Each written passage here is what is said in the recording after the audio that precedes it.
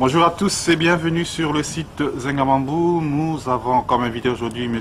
Willy Onyami. Vous êtes président de la Fondation Jacques Opango.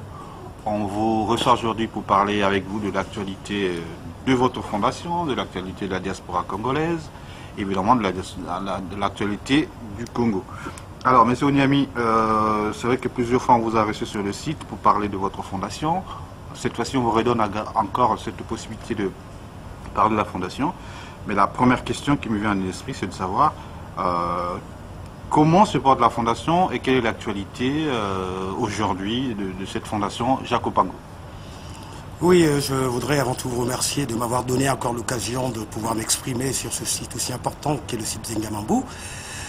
Je voudrais avant tout vous dire que la Fondation Jacques Opango, c'est d'abord un homme, une idée, une exemplarité dans sa façon de faire de la politique. Jacques Opango qui fut le Premier ministre du Congo-Brazzaville, vice-président du Congo-Brazzaville, président du mouvement socialiste africain. Cet homme a montré qu'on pouvait faire de la politique avec son cœur et être constant dans ses convictions. Et voilà pourquoi nous avions lancé cette fondation pour essayer de faire reparler ou de parler de Jacques Opango, ce qu'il a été sur le plan politique. Donc aujourd'hui, est-ce que vous avez des actions en cours, quelques réalisations, comment les gens peuvent rentrer en contact avec vous? Est-ce que vous avez autre chose à mettre en avant?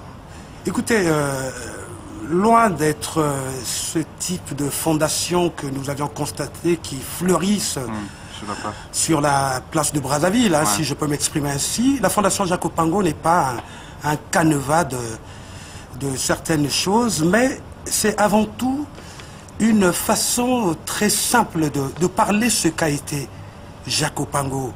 Souvenez-vous que Jacques Opango, cet homme politique qui a failli remporter les élections en 1959 face au président Fulbert Yulu, s'en est suivi très malheureusement des confrontations qui nous ont quelque peu gênés dans notre pays. Et vous avez bien constaté que le président Jacques Opango a été un homme tolérant qui, par une gestuelle qui reste historique avec le président Yulu, ils ont fait le tour de Brazzaville. Cela nous a permis éventuellement d'éviter un certain nombre de choses. Donc c'est pour vous dire que le plus important pour nous, parce que, voyez-vous, le Congo en termes de ressources humaines sur le plan politique est à la ramasse. Parce que nous avions beaucoup plus affaire à des hommes politiques virevoltants, changeant de position de temps en temps, sans ligne politique. Ce qui n'avait pas été le cas du président Yulu, du président Jacques Opango, du président Massamba Deba, et même le président Pascal Lissouba, pendant sa grande traversée du désert. Vous avez bien constaté que l'homme est resté constant dans ses convictions. Et au niveau de la Fondation Jacques Opango, nous voulons, je vous le dis très honnêtement, et nous allions même y veiller, que nous ayons des hommes politiques de grande qualité. Voilà. Alors, donc, voilà ce qui est dit sur la Fondation Jacques Opango. On va essayer de revenir un peu à vous-même, Monsieur Onyami. Vous êtes aujourd'hui membre d'une commission au niveau du comité préparatoire des assises sur l'alternance politique au Congo-Brazzaville. Sans faire de la publicité, mais ce sont des assises qui se tiendront la semaine prochaine. Aujourd'hui, j'aimerais avoir votre réaction, vous, M. Onyami, membre d'une commission. Qu'est-ce que vous attendez de ces assises-là? Quelles sont vos motivations personnelles? Et quels sont les objectifs, finalement, attendus d'une manière générale? Écoutez, vous l'avez si bien dit que je fais partie d'une commission. Une responsabilité m'a été donc proposée, que j'ai acceptée avec autant d'engouement. Pour être un peu plus précis, je suis donc rapporteur de la commission Unité Nationale avec mon très cher grand frère et ami Sébastien Machungo. Et j'ai été très honoré, quand on m'a demandé de devenir donc le rapporteur principal de la commission Unité Nationale, parce que je pense pour moi que le Congo souffre sérieusement par une absence d'unité nationale. Pourquoi je le dis? Parce que, vous savez, dans un pays, pour avoir l'unité nationale en tant que telle, vous devez réunir deux critères importants pour les responsables politiques. C'est la bonne gouvernance. C'est-à-dire prendre les individus en fonction de leurs compétences et non en fonction de leur tribu. Et de l'autre côté aussi, l'homme politique congolais doit briller par une forme de constance, doit avoir une ligne politique. Et une fois que ces deux critères réunis, on a une forme de clarté dans un paysage politique, à ce moment-là, vous pouvez avoir une unité nationale très consolidée. Et moi, j'ai accepté cette responsabilité parce que cela fait pratiquement près de 20 ans que j'y travaille énormément sur le plan sociologique, sur le plan politique, sur le plan économique et sur le plan social, à comprendre exactement qu'est-ce qui peut consolider, qu'est-ce qui fait que les grands pays tels que les États-Unis arrivent à avoir une forme d'unité nationale, et je ferai des propositions, notamment dans ce domaine. Et ce que j'attends, permettez-moi, des assises, ça j'y veillerai personnellement. Je ne voudrais pas que les assises apparaissent comme étant un véritable bal d'hypocrite. Vous comprenez? Parce que j'ai malheureusement constaté que les hommes politiques congolais font de la politique avec des cagoules. C'est-à-dire les ambitions ne sont pas clairement définies, affichées. Et c'est ce qui nous amène régulièrement à la fin à des empoignades qui ne donnent pas de l'assurance à notre peuple. Le peuple a tellement souffert et je pense que cette fois-ci, au niveau des assises, nous parlerons des problèmes de fond, tels que l'affaire des 353 disparus, tels que la gestion malhonnête du pétrole au Congo, le non-respect de la personne humaine. Et nous assistons aujourd'hui à un régime du type Boko Haram. Et nous avions une responsabilité au niveau de la Fondation Jacob Pango de ne pas avoir des régimes de type Boko Haram, mais d'avoir des régimes responsables à l'image de ce que nous avions vécu avec le président Yulu ou le président Opango. Je voudrais juste rebondir sur le régime de type Boko Haram. Vous insinuez que le régime de Sassou, c'est un régime terroriste?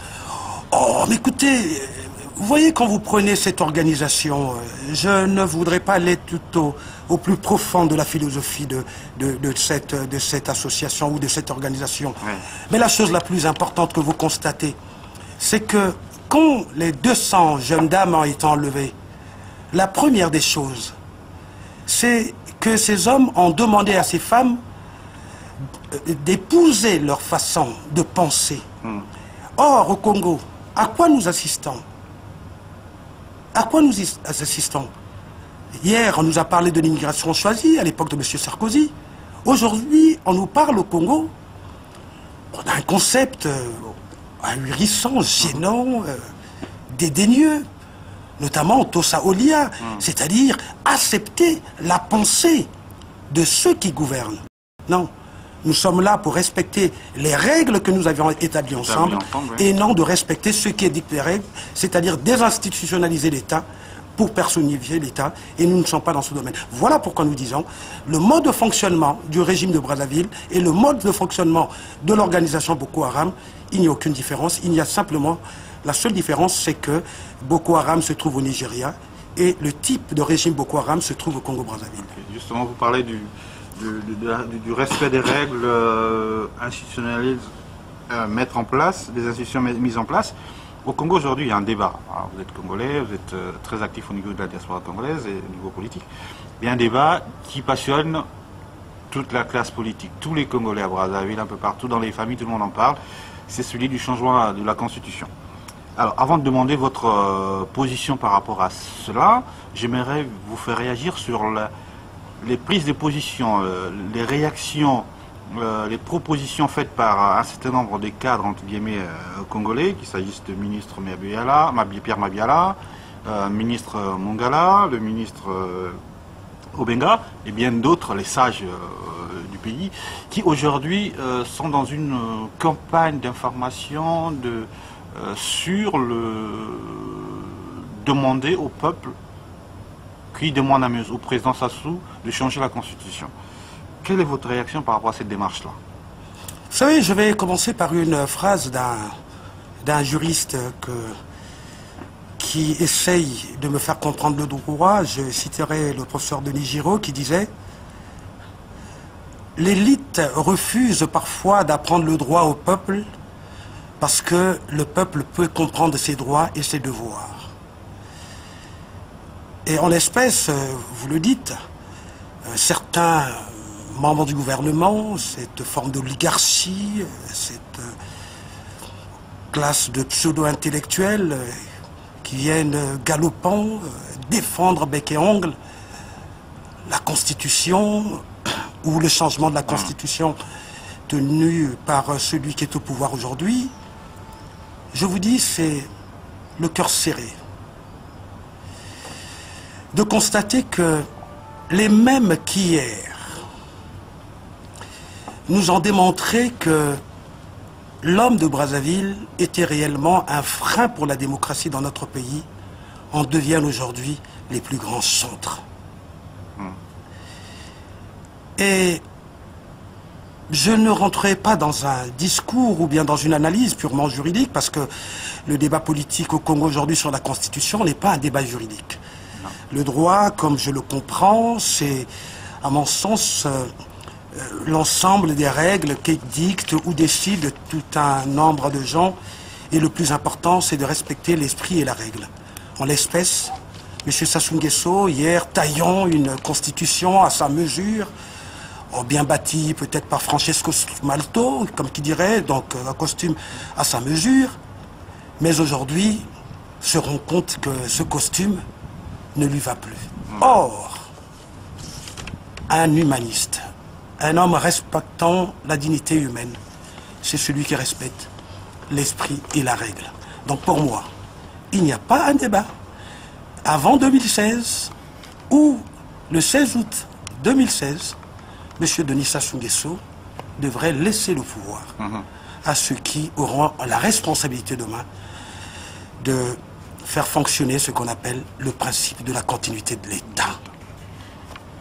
Alors, vous avez parlé de la dignité de la personne humaine dans votre exposé. Aujourd'hui, à travers le monde, beaucoup de gens s'indignent de ce qui se passe à Brazzaville, notamment suite à l'opération de police intitulée Mbataïa Bakolo. Et vous, en tant que Congolais, quelle est votre réaction par rapport à cela? Est-ce que c'est normal que l'État congolais puisse mettre en place un dispositif pour faire partir de son pays des personnes en situation irrégulière en tant que telles? Est-ce que les traitements, l'État congolais respecte bien les droits, enfin les droits de l'homme dans cette opération-là? Comment vous réagissez par rapport à tout ce qui s'est dit aujourd'hui? Je suppose que vous lisez à gauche à droite ce qui se dit. Non, mais en revanche, j'ai malheureusement été curieux de constater qu'un individu qui, à son corps ou à son fort défendant, est venu, je crois que ça devait être une émission, je ne sais pas, de MIF ou MIF, un député qui est venu s'afficher comme étant un humaniste. Vous savez, moi j'ai une conception différente de l'humanisme. L'humanisme, c'est pas se retrouver dans un cursus ou encore dans un cadre philosophique et volant, pillant le pays et faisant quelques dents de gauche à droite et venir se dire que je suis un humaniste. Excusez-moi, je commence par cette évocation parce que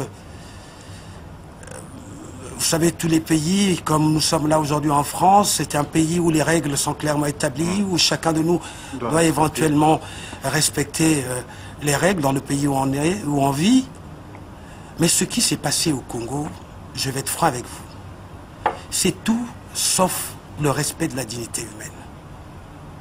Vous savez, nos frères, qu'on appelait hier les Aïrois, ce sont des hommes comme nous. Vous savez, moi j'ai une conception de l'homme, qui était la conception de Jacques Opango, qui pensait que, quelle que soit la couleur de l'homme, quel que soit son milieu social, il reste un homme. Et j'emprunte souvent aussi cette pensée philosophique à Ernest Renan, qui a su redéfinir la nation, contrairement à ce que prônait à l'époque Hitler, avec la suprématie de la race aryenne. Et c'est ce qui s'est passé au Congo. Prendre les autres pour des petites personnes, parce que ceux-là ont l'habitude de venir exercer des petits métiers, tant bien que les Congolais ne voulaient parfois pas exercer.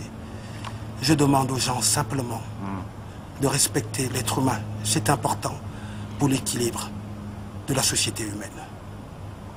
Et je peux vous dire que la manière dont cette opération a été menée, je peux vous dire très honnêtement, Vous avez des informations, vous avez des preuves Mais écoutez, vous savez, aujourd'hui, vous savez, je vais un peu dériver, excusez-moi, c'est peut-être une déformation culturelle, mais vous savez, quand le président Pascal Lissouba disait que le Congo avancera par la maîtrise de la science et de la technologie, l'homme a été hué, crié, vilipendé, injurié, bref. C'est simplement pour vous dire, quand vous m'avez demandé si j'avais des informations, avec le numérique aujourd'hui, à la minute près, nous avions toutes les informations. Et donc, j'ai des informations dans ce domaine, et je peux vous dire, même l'intention et même l'esprit de Mbata Yabakolo, je peux vous dire, pour moi, ça a été une activité inhumaine qui me rappelle les tristes moments où l'humanisme n'était pas encore très grand, où c'était l'esclavagisme qui était la meilleure façon de vivre. Alors justement, là c'est un pays d'Afrique centrale qui est voisin. Le Congo a entre guillemets le président aujourd'hui qui est médiateur dans la crise centrafricaine. Ah, comble encore, médiateur. Voilà, comme médiateur dans la crise centrafricaine. Ah oui. Justement, comment vous réagissez par rapport aux actions que M. Sassou est en train de mener actuellement pour essayer de teindre entre guillemets l'incendie au Centrafrique? Vous savez, vous me parlez d'un domaine que j'ai eu la chance de pratiquer, la médiation. Vous savez, vous avez bien constaté que je n'aime pas trop parler de moi sur ce qui ne ramène pas à la vie politique congolaise. Mais pendant près de 5 ans, j'ai eu une très grande responsabilité dans les cabinets de la mer pour m'occuper éventuellement de la médiation. Vous savez, la médiation pour moi, c'est avant tout la facilitation. En l'espèce, vous voyez bien que en France, il y a eu beaucoup de problèmes, notamment avec les jeunes, avec beaucoup de problèmes dans la société française, avec cette mixité culturelle, avec l'intégration, bref, beaucoup de problèmes. Mais imaginez-vous, vous aviez eu des gens qui, à l'époque, même en France, avaient l'habitude, qui, avant de faire la médiation, profitaient parfois d'aller faire brûler les véhicules et ensuite revenaient pour dire, bah, tiens, voilà, il faut faire la médiation avec les jeunes. C'est le même cas au Congo-Brazzaville. L'homme se fait passer pour un grand médiateur. L'homme donne des leçons de diplomatie aux gens, des leçons de sagesse formelle. Mais lui, qui se dit être médiateur, à l'époque, en 1997, quand il pensait que le président Lissouba ne voulait pas respecter la Constitution, pourquoi lui, cet homme qui aujourd'hui devient le plus grand médiateur, n'avait-il pas pu, à l'époque, chercher la voie de la justice pour régler un certain nombre de choses? Donc ce qui se passe en Centrafrique, je vais être franc avec vous, je suis d'autant plus gêné qu'un homme politique important me disait, il n'est pas spécialement de l'opposition, il me disait qu'il y a eu tellement d'armes qui sont rentrées au Congo, notamment celles qui se trouvaient en Libye à l'époque où le président Kadhafi était président de la République, et que le Congo devient une poudrière. Et vous pensez que celui qui importe à longueur de journée les armes pour défendre une démocratie qui procède par l'intimidation peut réellement être un bon médiateur? Je conteste. Alors, donc, justement, parlons de cette zone d'Afrique centrale, toujours, où il y a un problème, vrai problème en 2016-2017, parce que je pense que les 3/4 des présidents sont censés, s'ils respectent la Constitution, ils vont tous partir. Mais ils vont partir. Pourquoi ils vont respecter ou ne pas respecter? Ils partiront. Ils partiront. Voilà. Justement, qu'est-ce que vous attendez de la rencontre qui aura lieu au mois d'août entre le président Obama et ces différents chefs d'État africains? Qu'est-ce que vous attendez de M. Obama, finalement? Bien qu'on a dit, bah, les Africains doivent se prendre en main tout seuls, ils ne doivent pas tout attendre de l'étranger. Qu'est-ce que vous attendez? Quel message attendez-vous de M. Obama quand il va recevoir les chefs d'État africains? Bon, déjà, je vais vous apprendre que je serai aux États-Unis en août pour aller faire une action politique, pour en contester un peu la forme. Mais je suis convaincu que dans le fond, le président Obama va rappeler à ses potentats que leur responsabilité, c'est de respecter la règle. Et donc le président congolais, comme il fera partie des invités, il va recevoir également une belle paire de gifles du président Barack Obama. Mais je vais quand même commenter, tant soit peu, la célèbre phrase du président Obama qui disait que l'Afrique a besoin des institutions fortes et non des hommes forts. Et non des hommes forts.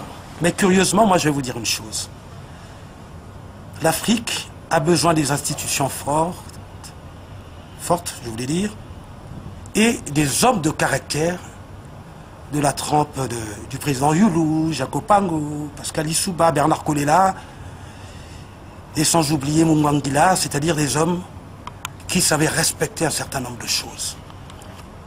Mais l'Afrique n'a plus besoin des présidents qui dictent les règles et qui ne les respectent pas, tout simplement parce que pour eux, ce qui compte le plus, c'est leur intérêt égoïste et clanique que l'intérêt général qui devait éventuellement présider au destin de tout un pays. Ok, merci beaucoup Monsieur Willy Onyami d'avoir accepté notre invitation sur le site Zengamambo. Donc on arrive au terme de cette interview. Comme il est de coutume, est-ce que vous avez un dernier message adressé à toutes les personnes qui vont vous suivre sur le site Zengamambo, aux Congolais de la diaspora, aux Congolais qui sont à Brazzaville et évidemment à d'autres personnalités, enfin d'autres nationalités à travers le monde? Ben, je vais quand même vous dire, c'est pas un scoop, mais je vous dirais que la fondation Jacob Pango essaie ces derniers temps de discuter avec certains membres des forces du changement et du progrès. Et aussi, je partage de temps en temps beaucoup de réflexions avec Marc Mapingou, dont j'apprécie également la vision politique, parce que nous sommes en train de penser, de faire la politique de manière tout à fait différente. Voilà pourquoi nous avions lancé un concept de juste.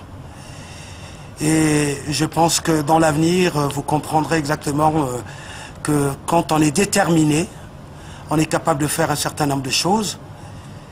Et je peux vous dire que nous sommes très avancés.